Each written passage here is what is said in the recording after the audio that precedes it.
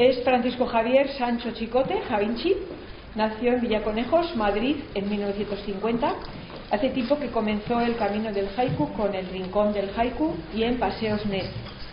Ha asistido a todos los encuentros organizados por la AGA. En algunos ha sido ponente y en el tercero intervino en la organización. Viene colaborando como editor de la revista ELA desde el primer número impreso. Ha escrito haikus, senryus y aibunes, que podéis encontrar en El Viejo Estanque. ELA, la revista de poesía Barcarola, Haikul, 108 haijines internacionales, el haiku japonés y la navaja de Albacete, 2017. También ha publicado artículos Haiku con J, El aquí y el ahora de Basó, El cuervo de Basó, hace poco una definición del haiku hispano, y en el último número de ELA, el haiku en la era Meiji, y la primera parte de Antonio Machado y el haiku. Eso es todo. Adelante, pues, Javier. ¿Empezamos? Sí. Muy bien. Si no sabéis lo que es un senryu, lo vais a saber enseguida. Un senryu es igual que un haiku. Lo único que pasa es que el haiku parece que es más serio y el senryu es un poco más jocoso. Porque yo voy a deciros un senryu y vais a entender perfectamente a qué me refiero. El senryu tiene que suceder, es como el haiku. El coche fúnebre esperando al cadáver en punto muerto. Eso es real. Es cómico, pero realmente de cómico no tiene nada. O sea, hay un cadáver, hay un coche fúnebre, en fin, eso es un senryu. La diferencia entre haiku y senryu. Bueno, yo voy a leer, voy a empezar cómo leer un haiku. En el haiku, bajo mi punto de vista, hay pocos maestros o ninguno. Unos tienen más experiencia que otros y algunos escriben mejor que otros, pero yo creo que todas las opiniones de toda la gente que está metida en el haiku es importante. Dicen que la verdad no la tiene nunca uno, sino que es compartida, o sea, cada uno tiene su parte de verdad. Yo creo que en el haiku pasa un poco lo mismo. Entonces yo voy a empezar, pero me podéis interrumpir cuando queráis, simplemente levantáis la mano, preguntáis y hablamos y seguimos luego, ¿vale? Bueno, ¿cómo leer un haiku? Hay tres tipos de texto. Como Luis sabe, porque Luis sabe mucho de griegos, como Aristóteles, hay el género narrativo, está el dramático y está el lírico. Son los tres tipos que hay. Estos tres géneros expresan sentimientos, pensamientos, opiniones del autor. El receptor, el que escucha, es pasivo, o sea, no tiene que hacer nada, simplemente se sienta y escucha. El poeta te va diciendo lo bella que es la flor y tú escuchas y no pasa nada, ¿no? Entonces, eso es lo que tienen en común estos tres géneros. La diferencia con el haiku es que el receptor del haiku es un agente activo. O sea, en un haiku hay que imaginar, tienes que colaborar con el texto que te han leído o que tú has oído para poder completarlo. En la definición que pongo de haiku, digo que el haiku para mí no es poesía, hay diferencias. Bueno, es una opinión mía que la mayoría de la gente no comparte, cada uno tiene las suyas. A lo que me refiero con eso es que cuando lees un poema, alguien lee un verso, una poesía, me gusta, no me gusta. Ahora, le das a alguien que no ha leído nunca un haiku y dices, toma, lee, lo lee y dice, esto a mí no me dice nada. Claro que no te dice nada, es que no te dice nada. Eres tú el que tiene que imaginar, completar el haiku. Sí. ¿Por qué pone haiku con J? Porque me llamo Javier y el jamón empieza con J. No, es una broma. Tengo un contencioso con la Academia, con la Real Academia Española. Hay un artículo mío donde digo lo de la J. No soy el único. Antonio Cabezas, que es un señor que ha traducido mucho, lo hace con J. Carlos Rubio también lo hace con J. Hay mucha gente que escribe con J. La Academia ahora ha hecho el dictamen de ponerlo con H. Y entonces hay dos acepciones en la Real Academia. Con H en realidad es en inglés. Haiku y haiku, Y con H en realidad y en principio es en inglés. Exactamente, claro. Es que es un poco complicado. Es una transliteración de un idioma que no hay. Lo dejamos. yo lo escribo con J. Y bueno, pues y ahí está. Será una falta de ortografía. La J en español es muy J y la de inglés es aspirada. Pero, un japonés pronuncia, dice haiku con J. O sea, el sonido del haiku se parece más a la J. Bueno, decíamos que el receptor del haiku es un agente activo. ¿Y por qué es un agente activo? Porque el haiku es un esquema, es un bosquejo, no es un dibujo completo. Está a medias. No lo digo yo, lo dicen también todos los que entienden de esto, como Chiqui. Es una composición abierta, hablaremos de ello. Y es una obra sin completar. Sobre la obra, sobre qué es una composición abierta, hablaremos de ello cuando yo le conteste a Luis una pregunta que me hizo. Y te diré por qué luego después. Que el receptor, como decíamos, tiene que completar. Itakiri, lo dice todo. Eso es lo que dice un japonés cuando oye un haiku en el que no tiene que imaginar nada, está todo dicho. Es una expresión peyorativa de un japonés ante un haiku en lo que no tiene nada que imaginar. Por eso el haiku no tiene que ser completo, no tiene que estar completado. ¿Por qué una composición sin concluir? Pues es una buena pregunta. Los motivos que determinan la inconclusión del haiku, bajo mi punto de vista, son tres. Una es su origen. Veremos a ver de dónde viene el haiku y veremos a ver por qué está abierto. Porque no se completa. Otra, la brevedad. La brevedad es una característica esencial del haiku, como me parece aquí hemos dicho ya varias veces. Y la tercera es la ambigüedad. El haiku es ambiguo porque el idioma japonés también es un poco ambiguo. Vamos a ver una por una. Su origen. El haiku proviene del hokku. El hokku es la primera estrofa del renga. ¿Qué es un renga? Pues un renga es una poesía coral. Una poesía coral es que nos juntamos todos aquí. Hay uno, Pedro empieza diciendo una estrofa. Después de Pedro sigo yo, en el pie que me ha dado él. Después de yo escribe él, luego tú, y vamos completando un poema, una poesía que puede tener pues 30, 40 y hasta más de 100 versos. Esa estrofa inacabada, la del hokku, tiene que dar pie a la segunda, que es el wakiku. O sea, yo por ejemplo puedo empezar esos 3 versos, que sería un haiku, pero no puedo completarle del todo, porque tengo que dar pie al segundo poeta que escriba la segunda estrofa. Y la segunda estrofa también tiene que estar un poco abierta para que escriba el tercer poeta. La brevedad, bueno, la brevedad lo da porque son 3 versos y 17 sílabas. Es que mucho no podemos decir en eso. Ahí no podemos hacer una historia. Hay poco espacio para definir y, lógicamente, sugiere más que afirma, más que la rotundidad. Es, como decíamos, es un esbozo. La ambigüedad del idioma. Pues hay palabras que son homónimas, o sea, palabras que se escriben igual, pero significan diferente. Os voy a relatar una historia que me sucedió en Montilla. En Montilla, sabéis, es un pueblo donde hay mucho vino bueno, y hay de estos azulejos que vean que se ponen en las ciudades para olvidar, para antes de decir. Y había en este azulejo que decía: quien vino a Montilla y no bebió vino, ¿a qué coño vino?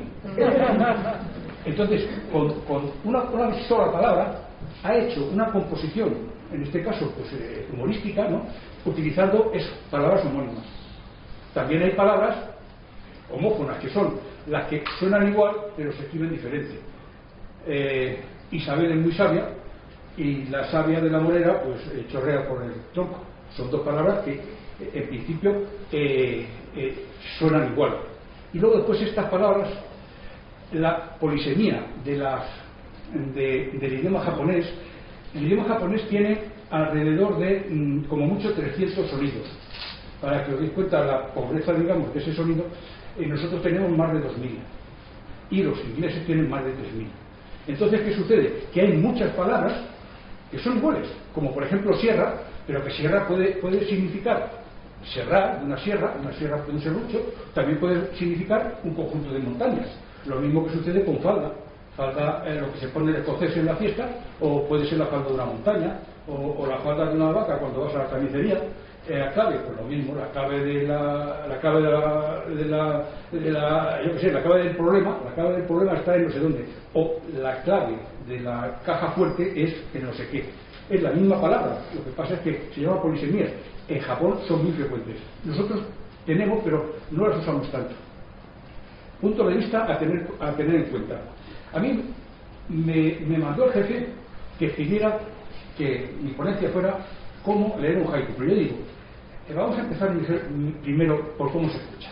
Porque si sabemos cómo se escucha, a lo mejor resulta que es más fácil decir cómo se lee. Entonces vamos a ver primero cómo se escucha un haiku, luego cómo se lee un haiku, luego cómo interpretar un haiku. Porque hay muchas veces que lees un haiku y no te quedas tú muy convencido de lo que estás oyendo. Y luego después hay otro tema que son los haikus difíciles, que yo llamo haikus difíciles. Santoka tiene mucho, José tiene más. O sea, hay poetas que tienen haikus que son, de verdad, que son difíciles, complicados de entender. Vamos cómo se oye un haiku. La mente crea las imágenes a la velocidad que tú lees. Entonces, claro, si yo, no sé, quiero describir un paisaje y lo digo en 3 segundos, cada uno de nosotros va a imaginar ese paisaje de una forma un poco estereotipada, digamos, no lo va a particularizar. Atardecer, por ejemplo, atardecer, cae con el viento un higo sobre la acera. Si yo lo leo muy deprisa, atardecer, vais a imaginar cualquier atardecer. Cae con el viento pues ni siquiera lo imaginamos. Un higo sobre la acera, y cómo es la acera, pero no imaginamos nada. O sea, no sé si me explico, no estamos personalizando el haiku. El haiku hay que individualizarle. Cada uno tiene que pensar cómo lo siente, cómo lo ve. Las palabras del haiku deben ser consideradas, bajo mi punto de vista, independientes, como las piezas de un puzzle, y que luego después se ensamblan. Pero normalmente cuando leemos un haiku, si lo leemos nosotros deprisa o si nos lo leen deprisa, lo vemos todo en general, todo global. Y creo que eso es un pequeño error, porque no le damos la individualidad, digamos, la singularidad de cada uno de lo que imagina. Al imaginar cada lector las palabras que forman el haiku, la composición se hace diferente al personalizarla. Quiero decir, si yo digo atardecer, tú puedes pensar en un atardecer rojo allí, no sé qué. Yo a lo mejor puedo pensar en un atardecer que está lloviendo, o un atardecer diferente. El higo pues puede ser que sea grande, maduro, pequeño. La acera puede ser no sé, pavimentada, o puede ser de madera, cada uno tendrá que pensar como a él le parece que es. La función básica del receptor siempre es imaginar. Quiere decirse que en un haiku la obligación de quien lee o de quien escucha el haiku, la obligación es imaginar. Tiene que imaginar pues imágenes, sonidos, olores, etcétera. ¿Cómo leer un haiku? Esto ha tenido mucha historia. Vicente Aya es un filósofo, además es doctorado en filosofía pura. Aparte de eso, es un hombre muy religioso, y aparte de eso es un maestro. Los maestros, muchas veces estos maestros orientales hablan un poco sin que nadie se entienda, pero de una manera muy profunda. Dice, ¿cómo se lee un haiku? Con silencio. Dice, ¿cómo voy a leer un haiku? Con silencio. Con silencio. Sin silencio no hay haiku. Silencio no es ausencia de ruido, de sonido. Silencio es ausencia de ruido. Quiere decir que para leer un haiku debemos estar un poco concentrados, debemos estar un poco en silencio, porque si no, el ruido exterior nos va a confundir, no vamos a poder imaginar como deberíamos. ¿Se lee igual un haiku que un poema? Bajo mi punto de vista, no. En poesía el autor expresa su interior, eso es lo que yo entiendo. El poeta, el dramaturgo, el literato, todos lo que hablan de sí, hablan a través de sí. No describen lo que ven, no describe lo que ve, describe cómo lo ve, buscando que el lector vea, sienta u opine como él. Quiero decir, no me he traído ningún ejemplo, pero vamos, normalmente el poeta lo que hace es intentar expresar cómo él ve la cosa para que tú la veas igual que él. Es como ese que te cuenta la película y te la cuenta de una manera que parece una película estupenda, ¿no? Luego pues para ver si no te gusta tanto. El haiku, el autor no expresa su interior, al contrario, mantiene su yo al margen. Nosotros cuando escribimos un haiku, normalmente, o lo que se entiende como se debe hacer, es describir los elementos que te han producido una sensación, una emoción o un estado de ánimo. Eso es lo que es un haiku. Entonces, yo no puedo decir que estoy muy triste, no puedo decir, se me han caído todos los pétalos a la rosa, qué triste estoy yo. No, tú puedes decir que se me han caído los pétalos a la rosa. Luego después, la tristeza, eso corre por cuenta del que lee, del que escucha, ¿no? Un haiku, a mi modo de ver, no se lee como un haiku. Un haiku se lee como si fuera prosa. Y si me apuráis un poco, se lee como un titular de periódico. Voy a poner un ejemplo. En la Chimbamba ha habido un terremoto, 14 víctimas y 26 heridos. Esto no es ni bueno ni malo ni regular, esto es lo que ha pasado. La mortandad infantil ha descendido del 25%. Oye, pues qué bien, pero no hay una alegría, no es escueto. Más o menos así es como debemos leer un haiku, respetando lógicamente los signos ortográficos, las pausas versales que el texto requiera. Una o dos veces. Bajo mi punto de vista, habría que leer, si el haiku no es muy conocido, 3 veces, por lo menos, cuantas las que se requiera. 2 veces al menos si el haiku es desconocido. ¿Por qué? La primera, para imaginar cada palabra. Digamos que otra vez volvemos al higo que se cae encima de la acera al atardecer, y lo lógico es que imaginemos un atardecer, que imaginemos un higo que se cae y que imaginemos una acera, porque si no, lo que digo, es todo estereotipado. Entonces no le vamos a sacar tenemos que tener en cuenta que el autor estaba allí. Imagínate que tú eres el autor y que has visto eso, y tienes que imaginarte que estás escribiendo eso para poder entender bien lo que el autor dice.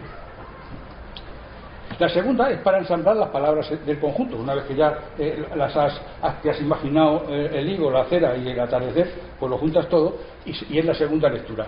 Deprisa, despacio. Hombre, la primera yo creo que pausadamente. O sea, hay que dar un poco tiempo a que se imagine. Tampoco hace falta decir el atardecer, un higo cae sobre la acera, ¿no? Un poco pausado, pero tampoco hace falta que le ralenticemos mucho. La primera lectura y la segunda, tras una breve pausa, la segunda a una velocidad más o menos normal. Eso es tal como lo entendemos en general. Yo creo que aquí en Navarra lo hacéis así y en Albacete también lo hacemos así. Yo creo que la mayoría de la gente lo hace así. ¿Cómo interpretar un haiku? Esta es otra. Hay elementos importantes para entender un haiku. Es importante el orden en que aparecen las palabras, porque, bueno, no sé si lo digo después, pero lo puedo decir ahora. El japonés, en general, primero ve el fondo, y luego después ve el detalle. Por eso, generalmente, en el haiku japonés suele aparecer el kigo primero, para decirnos, mira, fíjate dónde estás, ¿no? Y ahora voy a centrarnos. Nosotros, los occidentales, lo hacemos al revés. Nosotros, con un ejemplo, por ejemplo, se entiende mejor. El japonés, primero del bosque y luego el árbol. Nosotros no. Nosotros primero vemos el árbol y luego el bosque. Entonces, a la hora de aparecer las palabras, a un japonés, primero aparecerán el ambiente, lo de fuera, digamos, todo el conjunto, y luego después el elemento. Es importante lo que se dice y también lo que no se dice. Incluso hay opiniones que dicen que es más importante en un haiku lo que no se dice que lo que se dice. Fijaros, estamos hablando de lo que no se dice. Entonces, vuelvo a repetir otra vez, es que el que lee, el receptor, tiene que imaginar. Fijaros hasta qué punto tiene que imaginar que es lo que él imagina es más importante que lo que ha escrito el poeta. Buscar en el texto el kigo, fondo del cuadricolor. Buscar el kigo en un haiku es bastante importante porque nos da, primero nos va a decir dónde está, en qué periodo del año está, pero también nos va a decir un poco ¿qué sensación o qué sentimiento va a abarcar el haiku? Digamos que el otoño es melancolía, es nostalgia, ¿no? El invierno pues es soledad, tal, en fin, dependiendo del kigo va a depender eso. Os voy a poner un ejemplo. Vamos a imaginar, hay un haiku, yo creo que es el más corto que yo conozca, son tres sustantivos solamente, así que vamos a ver qué imagen os causa esto. Concentraros porque si no estamos perdidos. Un árbol, una rama, un pájaro. Un árbol, una rama, un pájaro. Yo supongo que cada uno de vosotros habrá captado una imagen, ¿no? Ahora le voy a meter un kigo, por ejemplo el de invierno. Invierno, un árbol, una rama, un pájaro.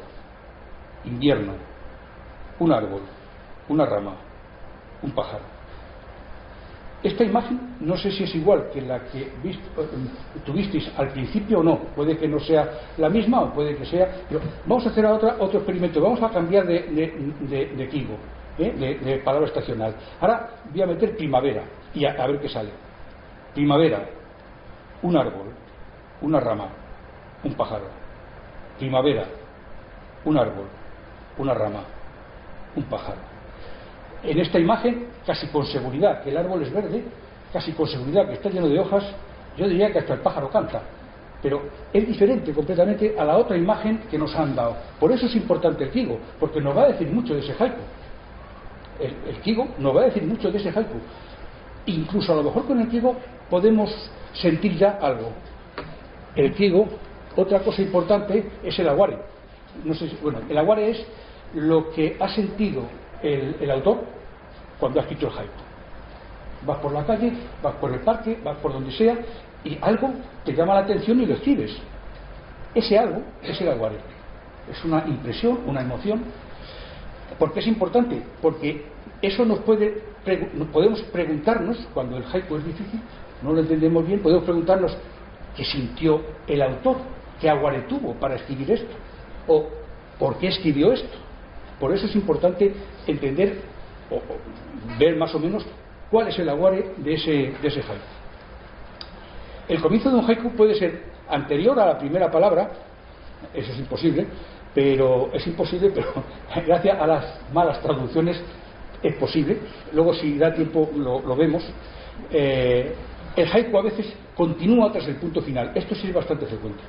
El haiku no acaba en la última palabra, ni mucho menos, generalmente.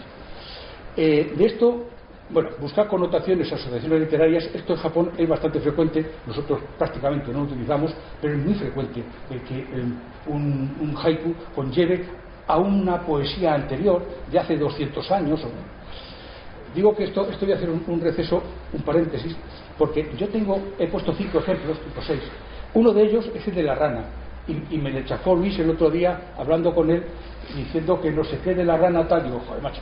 Y otro es el cuervo, que me lo ha chafado Pedro, porque no, pues sí, ha sido tú el que me lo ha chafado, que lo sé yo. Y no, fue Enrique. ¿Ah, fue Enrique? Enrique. ¿Fue Enrique? Enrique ayer. Ah, Enrique. Bueno, pues Enrique. Yo sé que los dos me los han chafado, pero bueno, es igual. Tengo más y si no lo repetimos. Hay un listado de Henderson para que se pueda, con una serie de puntos de ítem para que podáis verlo. Los puntos que he copiado no los he copiado literalmente, les he dado un poco el barniz que tiene cada uno de uno de nosotros, ¿no? Todo texto es importante, imaginar todas y cada una de las palabras del haiku, imaginar y añadir los elementos que faltan, imágenes, olores, sabores, colores. Todo eso es importante a la hora de entender un haiku.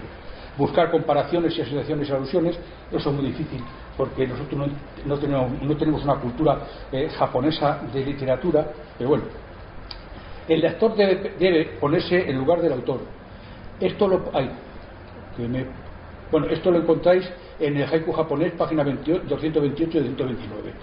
El lector debe marcar el haiku en su esbozo, más o menos de qué elementos son los que forman el haiku. Estamos hablando de haikus que no te llegan mucho. Si no entiende el haiku, puede ser debido a la traducción, que la traducción no sea mala, al autor. La calidad del haiku a lo mejor no tiene todos los elementos para que tú te los imagines y completes el haiku. Eso suele ser bastante frecuente en los novatos como yo. Normalmente metemos elementos, pero no metemos los más principales, metemos los que nosotros creemos que son válidos, pero los quedamos cortos. Y también puede ser culpa del lector, que no descubre elementos ocultos en el haiku, como símbolos y connotaciones, sobre todo en el haiku japonés. Si da tiempo, vemos un ejemplo. Haikus difíciles. Ya hemos analizado a Henderson, hemos metido todos los puntos, hemos hecho todo lo que teníamos que hacer, hemos enmarcado el esbozo, hemos buscado connotaciones, aplicamos los ítems, todo, y no entendemos nada. Pues hay solamente una solución. El último recurso es convertirse en el autor, o sea, convertirte tú en la persona que ha escrito eso para entender por qué lo ha escrito. Hay un ejemplo que, bueno, pues si da tiempo lo vemos. Voy a hablar de el Furiki ya, yo creo que os suena, ¿no? Furiki ya. Un viejo estanque, alzando, es una rana, ruido de agua. Si yo preguntara ahora, ¿cuántos de los que... bueno, supongo que el haiku le conocéis, la mayoría, ¿no? El haiku de la rana. Bien. Si yo preguntara ahora, de todos los que estamos aquí, ¿a qué altura más o menos creéis vosotros que se zambulle la rana? ¿Cuántos podríais decirme que lo habéis pensado alguna vez? ¿Sí? Esta mesa es el estanque. La rana salta desde aquí. La rana, ¿dónde se zambulle? ¿En el medio del estanque? ¿En esta parte? ¿En esta? ¿O en esta? ¿O en esta? ¿Veis la rana que se zambulle? ¿Veis la rana cómo se zambulle? Generalmente, yo por lo menos, a la rana la tengo desde hace unos días, ya la tengo viva. Pero antes la he tenido siempre en el aire. Ha saltado, pero no lo he visto nunca cómo se mete.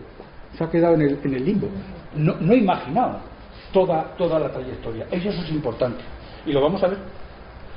Leemos el verso, lo leemos verso a verso, dejamos un tiempo para que cada uno imagine su parque, su viejo estanque, que puede ser grande, pequeño, cuadrado, redondo, profundo, no profundo, con agua oscura, con agua clara, en fin, es un estanque.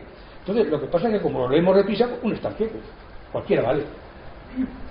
El viejo estanque. En realidad nosotros cuando lo vemos en el estanque nos recreamos en el estanque. Cuando ves el autor escribe el haiku, se recrea en todo lo que conlleva el haiku, todo lo que está alrededor. Lo hace porque le impresiona, le llega. Salta una rana. Hay que imaginar la rana, su morfología, desde dónde salta, el arco que describe, el lugar de la zambullida, cómo desaparece, y luego viene el ruido de agua. ¡Chop! Se acabó. Podemos imaginarlo así, pero también podemos imaginarnos el agua del estanque antes y después de saltar. Este es el fin del haiku, porque dice el ruido de agua, punto, se acabó. No se ha acabado el haiku, no se ha acabado. El haiku continúa. Se produce una perturbación del agua, hay ondas. Aparecen ondas de la superficie, círculos concéntricos que se van llegando a la orilla. El agua está perturbada, el aire está perturbado por el sonido, las ondas sonoras se propagan por el espacio. Y esto, la zambullida. Hay 3 secuencias. La primera secuencia es un viejo estanque, está claro, está ahí quieto, que es la permanencia, la calma, el silencio, la quietud.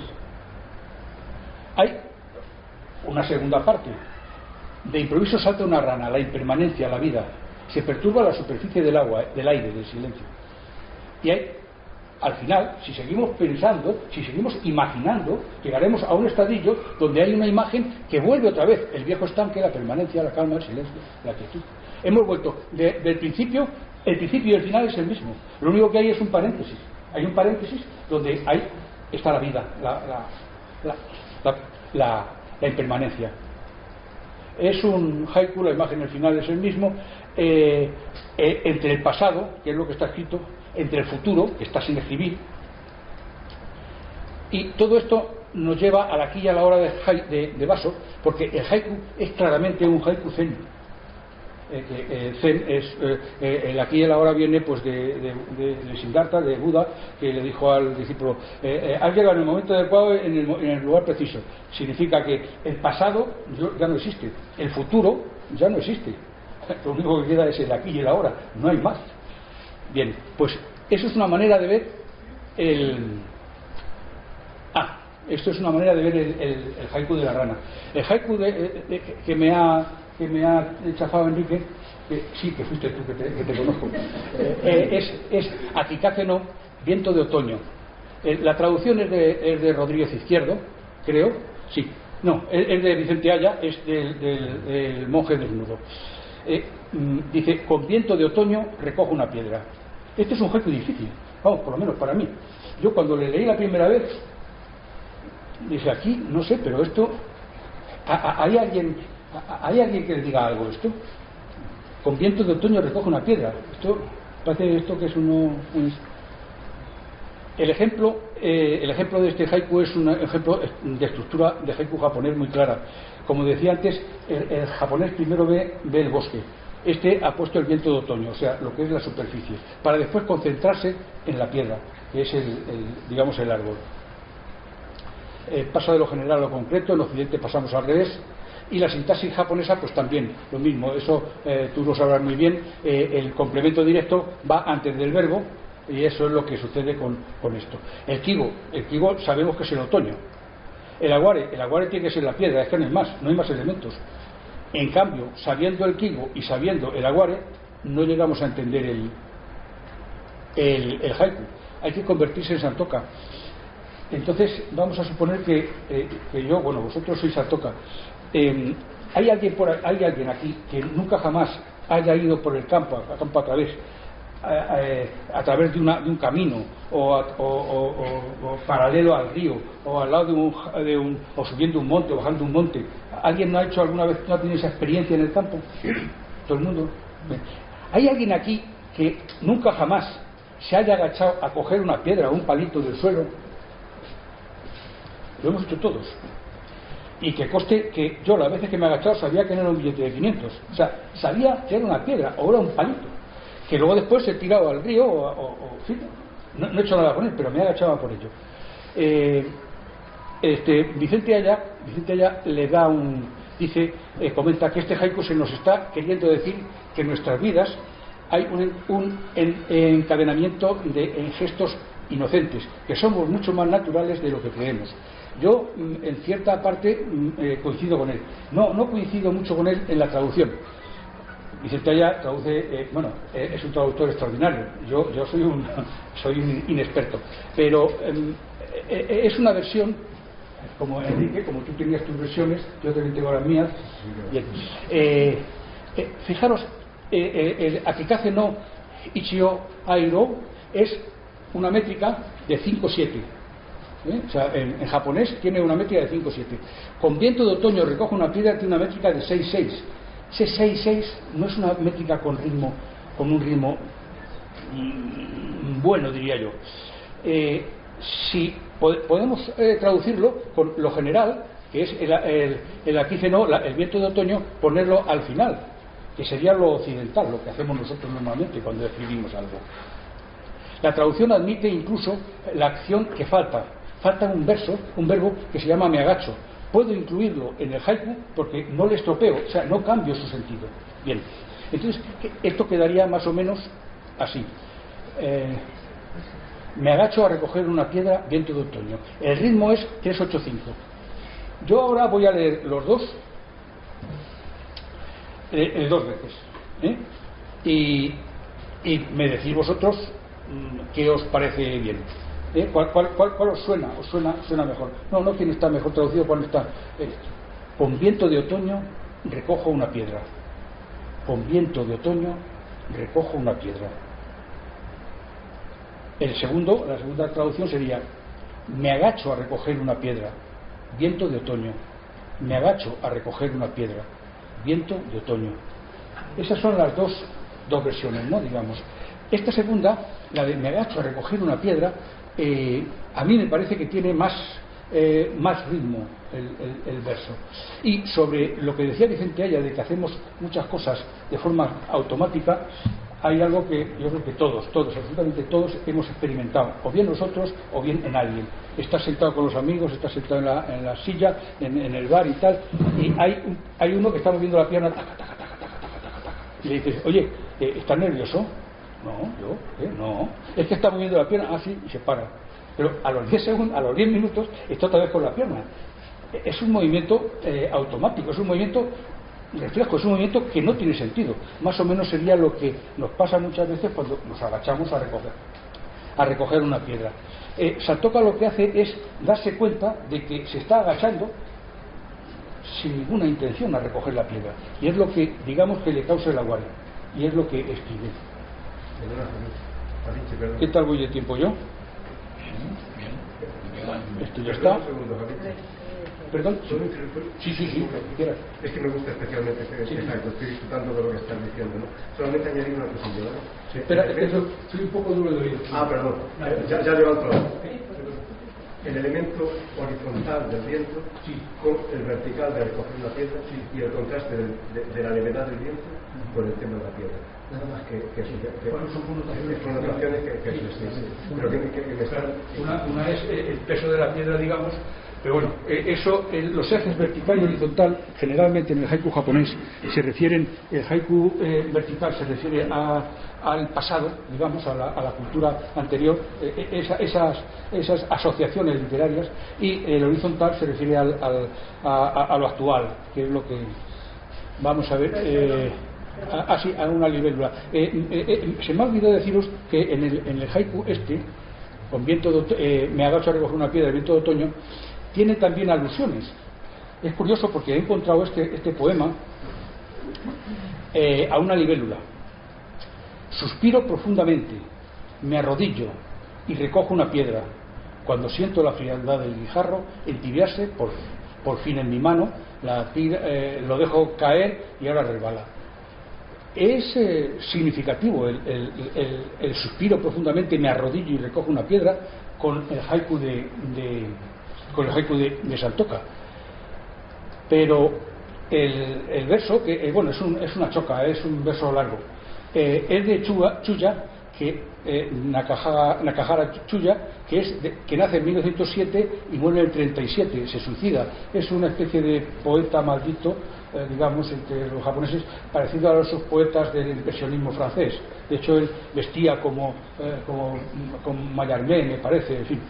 Y Taneda Santoka sí coincide con él en el tiempo, pero es poco probable que se conocieran la obra de otro. Lo más normal, lo más posible, es que haya un poema anterior del Manyosu del Kokinchu, siglo VIII, siglo X o XII, que tuviera eso, que se arrodilla a recoger una piedra, y que ambos bebieran de la misma fuente. Eso es lo que a mí me parece que puede pasar.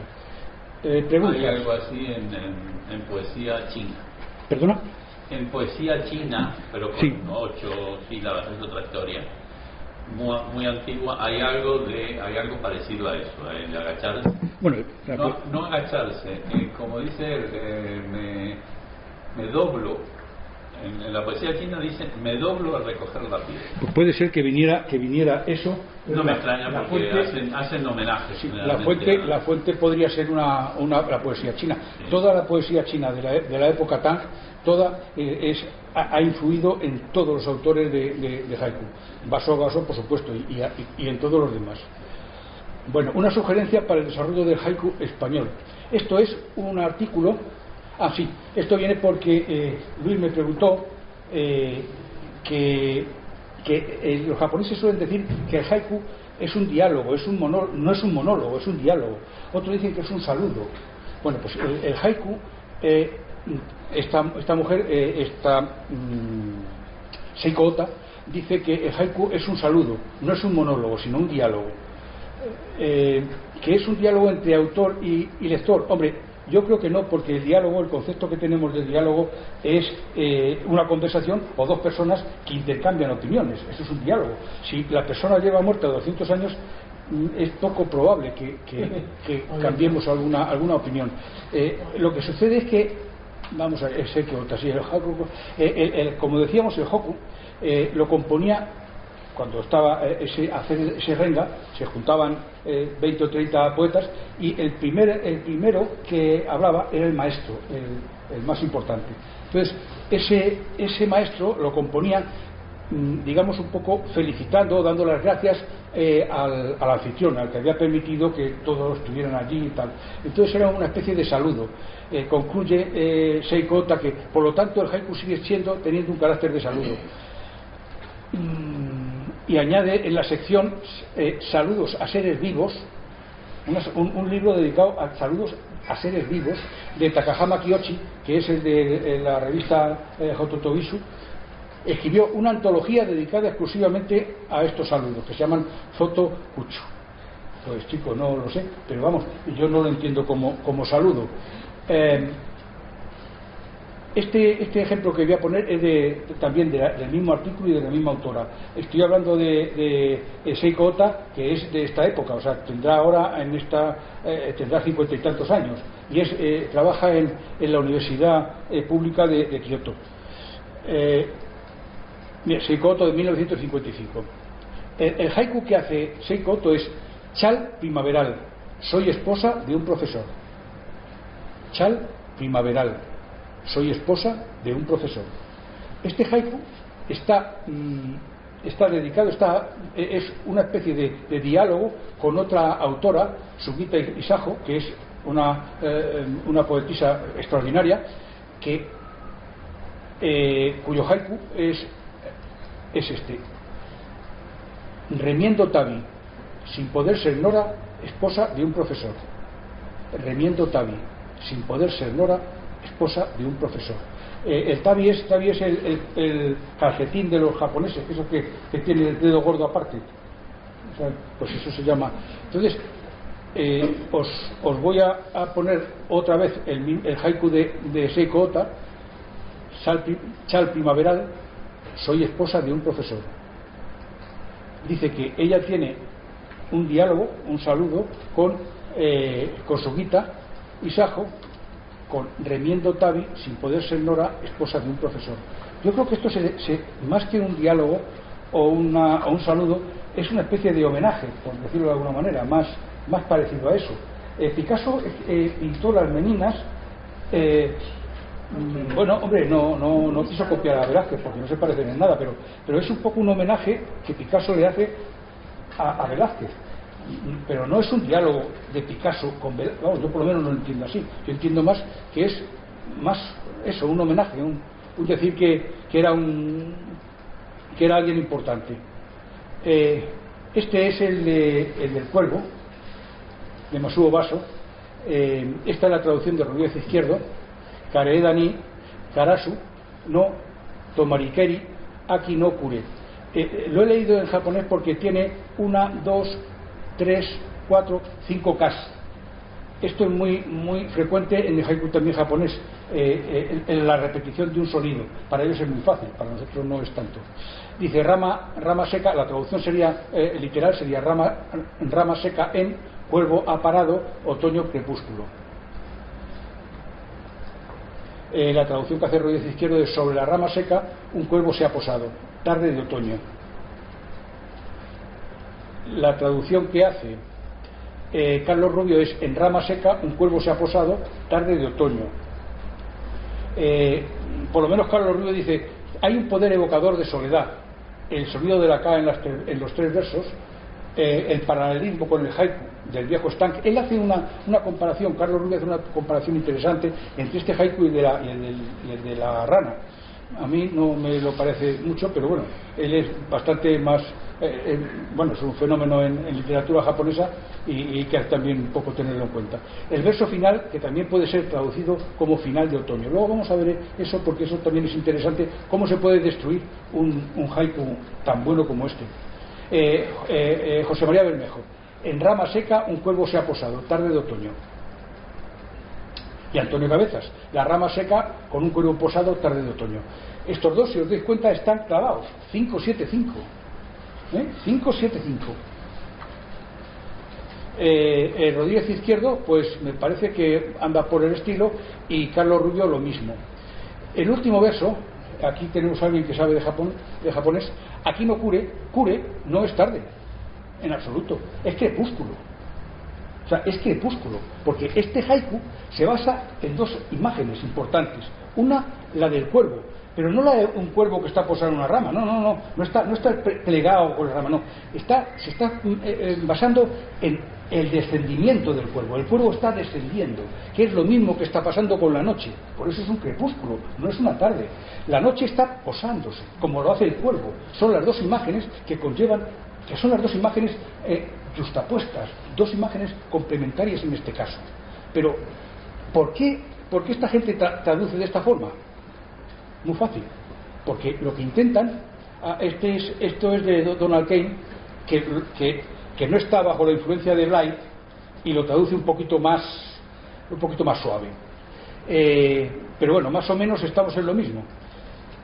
Estas son algunas palabras que quería que vierais, como por ejemplo la última, yokakura son 4 sílabas japonesas que corresponden a 15 sílabas en español, ¿no?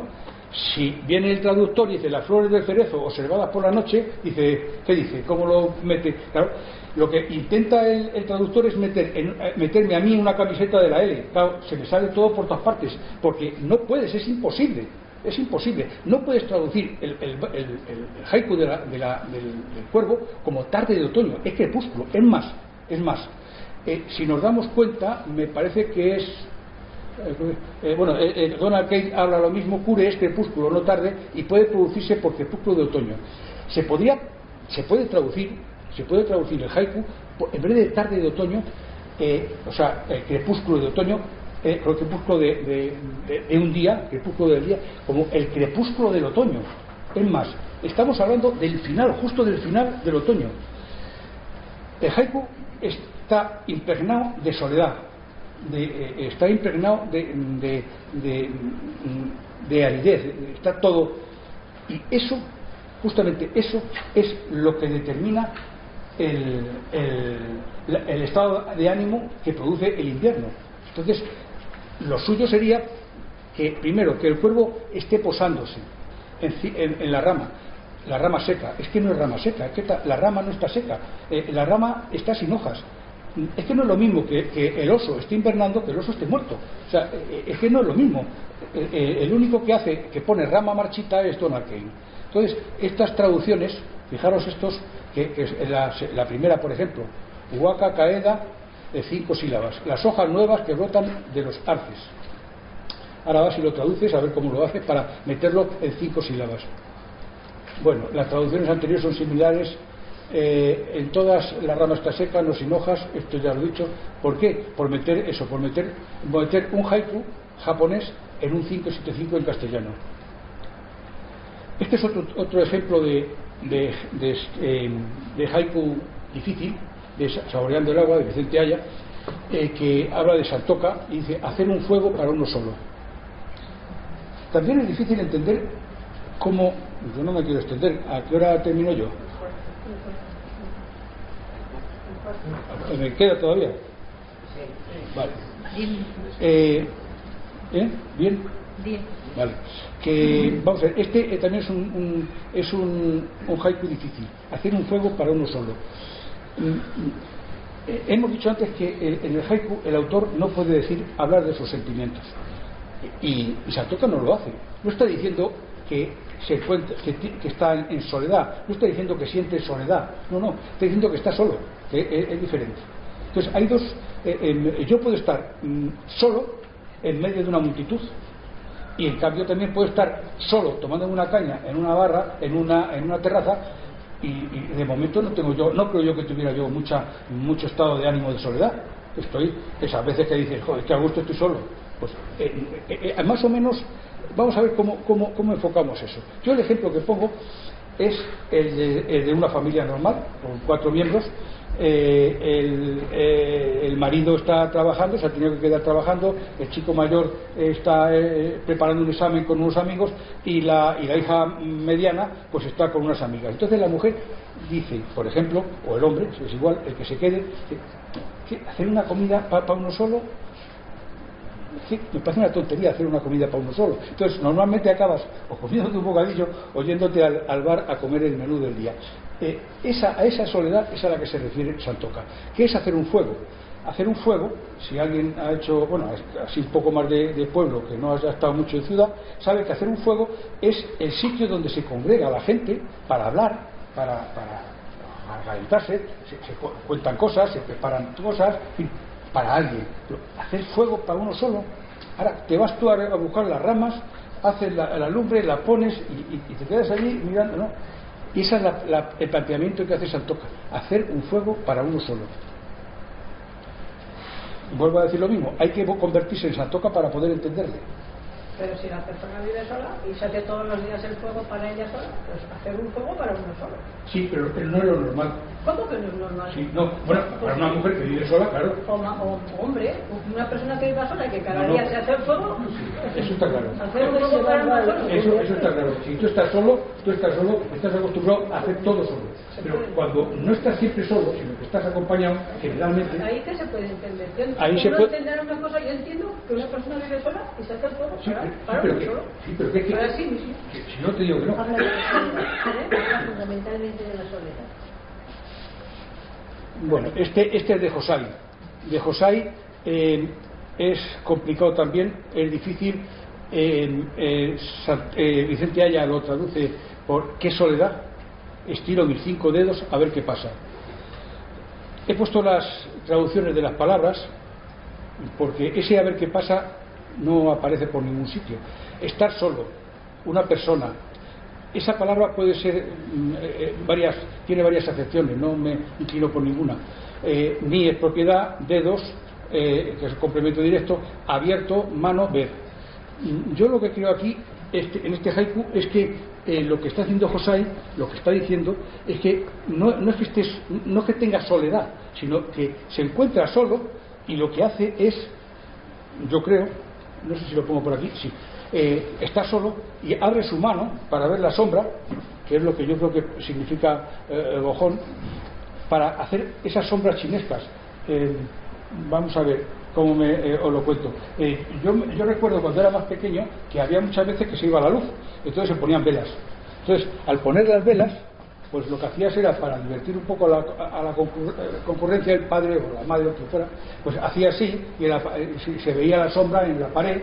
Pues más o menos es lo que yo creo que hace Josai con el sol. Pone la mano y mueve la mano pues para ver su sombra, para poder entretenerse con algo, no para ver qué pasa. Ya vas a ver, sabe perfectamente bien, pienso yo, que sabe lo que pasa. Bueno, hay un acercamiento visual en el haiku japonés, pero bueno, esto ya es otra historia. Yo creo que con esto os he dado bien la lata. ¿Hay alguna pregunta? Sí. Ah, sí, ya está, ya me callo. No, yo me callo. Si alguien quiere preguntar algo, que lo diga. Para mí, que no soy experta en el tema, has hablado muy deprisa. Yo hubiese, bueno, es que soy muy agradecido más tranquilidad. Es que soy muy nervioso, es así la cosa. Soy muy nervioso. Y te agradezco la crítica, ¿eh? Te agradezco la crítica. ¿Alguna pregunta de algo? Visto eso, ¿qué importancia tiene conocer al poeta? ¿Qué importancia tiene conocer al poeta? O no sirve para nada, porque si estamos leyendo a Masuo Baso o estamos leyendo a Santoka, es otro mundo. Sí. Vamos a ver, tiene la importancia que tiene si tú lees a un autor contemporáneo y tú sabes quién es el que ha escrito el poema. Esa es la importancia que tiene. Hay haikus que no importa quién los haya leído, no importa, no hace falta, pero hay otros que sí, porque reflejan un poco su personalidad. En un haiku no está el yo, pero está la manera de escribir. Quiero decir que yo creo que casi todos, si leemos a Isa, sabemos que los haikus son de Isa, porque tienen una manera de escribir determinada. Baso le pasa lo mismo, a Busón también. Quiero decir, todos tienen su personalidad y escriben de una forma diferente a los otros. No sé si me... Sí, porque yo haiku de Santoka es que me parece muy bien explicado y lo que quiere decir. Yo lo entiendo porque escribe eso así. Claro. Hay que hacer su trayectoria y qué estaba pensando cuando va a entender. Es que te lo tienes que imaginar. Tienes que pensar tú que eres tú, Santoka, y que te está pasando eso. Sí. Esa es la historia. Y como sé que podía hacer eso. Y claro. Eso, así lo que desde Busón, por ejemplo, no me extrañaría mucho ese... Claro, no, es que no lo va a hacer. Y ya está. Yo solamente decirte que Un ejemplo que no sé si lo expliqué, me ha parecido más un inventario que un haiku. Un árbol, una pájara, un pájaro, una gallina. Para mí es un inventario. Más que un haiku. Claro, un haiku lo que intenta es transmitir una imagen. Quiere decir que es un ejemplo didáctico, digamos, en el sentido de que cómo cambia un haiku, al cambiar el tigo, cómo el tigo influye en el haiku, de qué forma. Entonces, no es un haiku escrito por nadie, quiero decir, el haiku lo que intenta es describir los elementos que han producido en mí una sensación. Si yo voy por el campo y veo un árbol, o un pájaro, una rama, y es invierno, pues a lo mejor esa aridez del momento me puede causar una sensación. Y lo que estoy viendo, lo que me ha producido esa aridez es un árbol solo, con un pájaro puesto en una rama. Entiendo que ese haiku sirve en tu caso para explicarnos lo que introduce el guión. Sí. Pero que sí, es haiku. No, el haiku no es, no, estoy hablando, no. Es un poco ver cómo el tigo influye en un haiku, para que, si buscamos el tigo en un haiku que no entendemos mucho, podamos entender un poco de qué va. Si el tigo es de invierno, pues será de desolación, de soledad, o si es de otoño, o si es de primavera, soledad, etc., ¿no? Se podría decir que en un haiku es la expresión de un sentimiento, ¿no? Una sensación. De sensación. Sí. Incluso debe ser sin ego.